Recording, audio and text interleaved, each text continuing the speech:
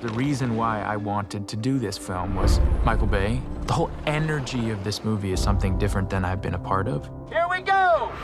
Michael Bay is the consummate action director of his time.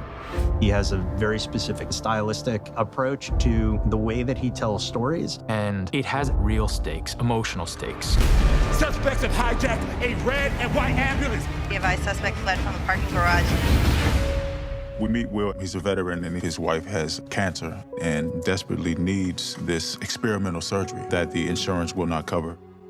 Danny has lived in a life of criminality, and he's also needing money in a different way. And so Will goes to ask for a favor from his brother. That's my brother. Doesn't look like your brother. Wow, that is original. Will is adopted, but they have a real brother relationship, full of all the messiness and violence and love. He hasn't seen his brother for a long time for the right reasons. I will do anything for you, and all I'm asking is for you to do this one little thing for me. But at the end of the day, love makes you lower your standards. And now you're here asking me for help, and what am I giving you? I am giving you the world! Danny's getting what he's always wanted, which is his brother back. Let's go, D. Don't shoot a cop! Plans go awry, and they find themselves hijacking an ambulance. I'm gonna need you to help us. Why don't you help us? I got a cop shot. I gotta get him to the hospital.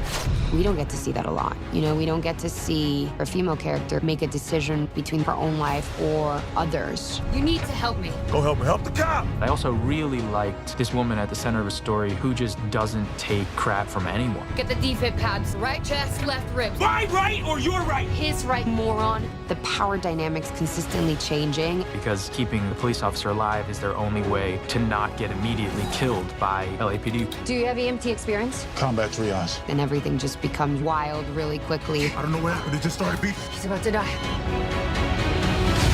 We got an airship. We're sitting duck, Will. We gotta move. It felt like a small independent indie movie that we were doing in the back of an ambulance. And then I see the humongous explosion. I was like, oh, it's still a Michael Bay movie. Working with Michael Bay, it was just wild from the first day. I want the helo to come in from up here.